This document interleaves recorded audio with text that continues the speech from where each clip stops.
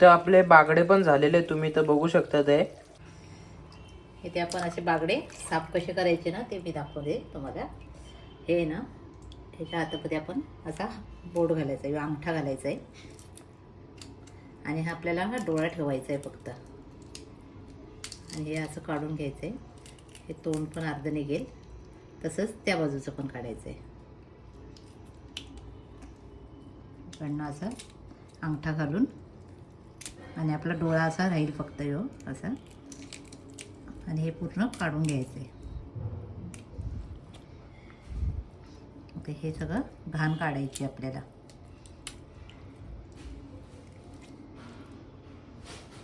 हे सगळं फेकायचं आहे आणि याच्यामध्ये जेवढी घाण असेल ती साफ करून घ्यायची. असे आपण सगळे साफ करून घेतलेले आहेत.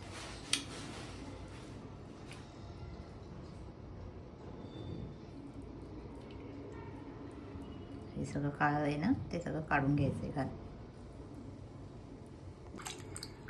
बागडा कसा साफ करायचा ते मी तुम्हाला दाखवते. हा डोका आहे ना, डोक्याच्या इथे आतमध्ये असं आपल्याला अंगठा घालायचा आहे आणि फक्त डोळा आपल्याला ठेवायचा आहे आणि बाकीचं इकडनं असं एक तोंड असा पूर्ण बाहेर काढायचं आहे, दिसते. आणि हे नंतर मग आपल्याला परत इकडचं पण तसंच करायचं आहे.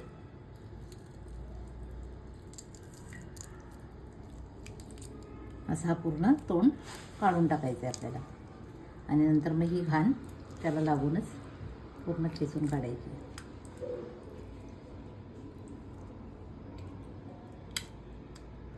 आणि त्याच्या आतमधली ही पोटातली घाण काढायची आपल्याला, पूर्ण साफ करून घ्यायची. हे दिसते काळं काळं, ते सगळं काढायचं घाण.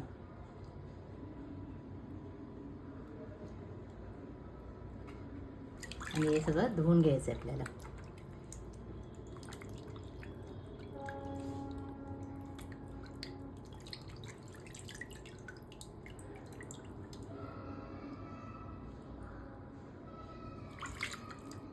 आपल्याला हे फ्राय करायचं आहे ना, त्यासाठी आपल्याला असं थोड्या चिरा पाडून घ्यायच्या त्याला. म्हणजे जे आपण मॅग्नेट केलेलं असेल ना ते सगळं त्याच्यामध्ये मसाले घुसण्यासाठी. असे आपल्याला सगळ्या बागड्यांना करून घ्यायचे.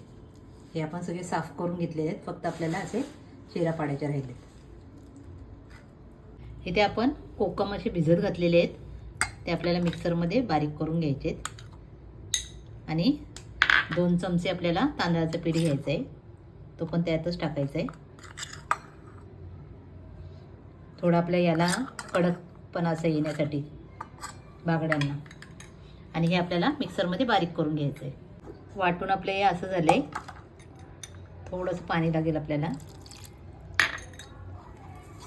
असं थिकच जरा वाटायचं आहे. परत एकदा फिरून घ्यायचं आहे आपल्याला मिक्सरमध्ये. आपलं हे असं वाटून झालं आहे. आपण जिथे मॅग्नेट करणार आहे त्यामध्ये टाकून द्यायचं आहे आपल्याला.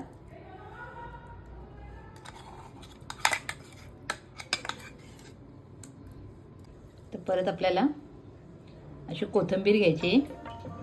हे बघा मी दांड्यांसकट घेतली आहे, देठ घेतलेत त्याचे. आणि धुवून घेतली आपण कोथिंबीर. आणि आलं घेतलं इथे. याचं तुम्ही वाटून पण फ्रीजरमध्ये ठेवू शकता. जेवढं लागेल तेवढं काढायचं आणि लावायचं याला मच्छीला. आणि या मिरच्या आहेत, हे सगळं आपल्याला वाटून घ्यायचं आहे बारीक. याचं आपलं वाटून झालं आहे.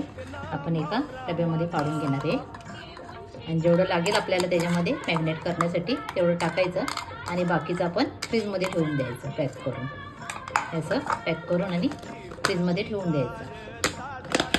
जेव्हा तुम्ही मच्छी कराल तेव्हा हे काढायचं आणि लावायचं मच्छीला डायरेक्ट.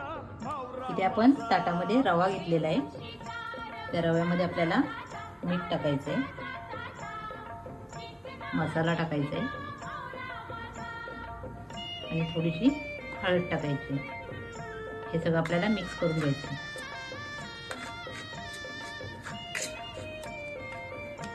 तसंच आपल्याला इथे हे जे मॅग्नेट आपण करून ठेवलेलं आहे कोकमचं, कोकम आणि कॉर्नफ्लॉवर त्याच्यामध्ये आपण मसाला टाकायचा. हे आपला आगरी कोळी मसाला आहे तो टाकायचा आहे. साधारण 3 चमचे टाकले मी आणि अर्धा चमचा आपल्याला हळद टाकायची आणि मीठ टाकून घ्यायचं त्यात.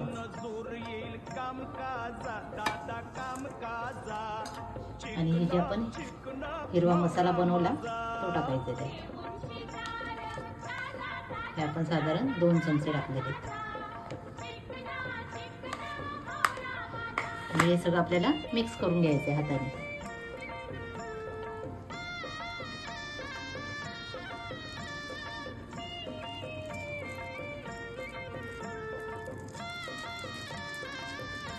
आपण तेल गरम करत ठेवलंय आणि आपण आता इथे मॅग्नेट करायचंय याला, बांगड्याला. जे आपण मटेरियल बनवलंय ना त्याच्याने मॅग्नेट करायचं. याच्यात मी थोडंसं पाणी टाकलंय.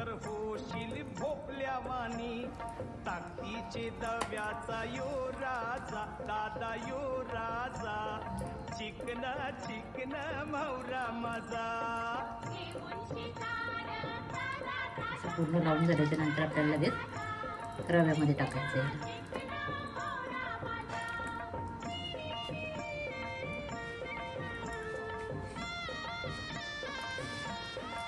पूर्ण कोटिंग करून घ्यायची रव्याची आणि आपल्याला फ्राय करायचं त्याला.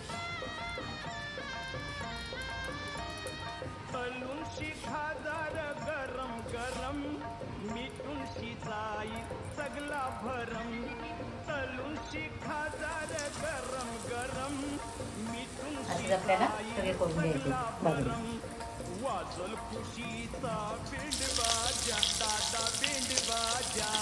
ते एक साईड आपली फ्राय झाली आहे. साधारण 3 मिनिटं झालेली आहेत.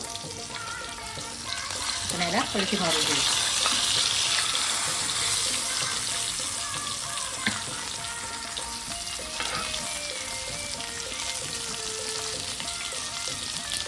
तर परत ते दुसऱ्या साईडने 3 मिनिटं फ्राय करायचं.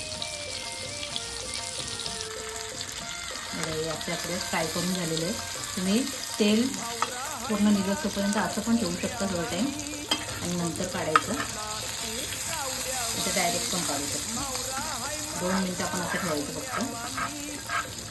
बघू शकता इकडनं सगळं तेल निघतं. म्हणजे आपल्याला क्रिस्पी करायचं त्यासाठी ऑइल पूर्ण काढून घ्यायचं आहे. पूर्ण ऑइल घालायला पाहिजे आणि साईडला आपला तवा गरमच असतो. त्याच्याने आपल्याला अजून जरा क्रिस्पी बनतो. आता ह्याच तेलामध्ये अजून दुसरं तेल टाकायचं आणि परत दुसरे बागडे तळून घ्यायचे. हे असे आपले बागडे फ्राय करून झालेत. बाकीचे पण आपण फ्राय करून घेऊ. आता तिथे आता आपण 3 बागडे फ्राय करायला टाकले आणि हे 2 आपले ऑलरेडी तयार झालेले आहेत. त्याचे फ्राय करून झालेले आहेत. आपण काढून घेऊ.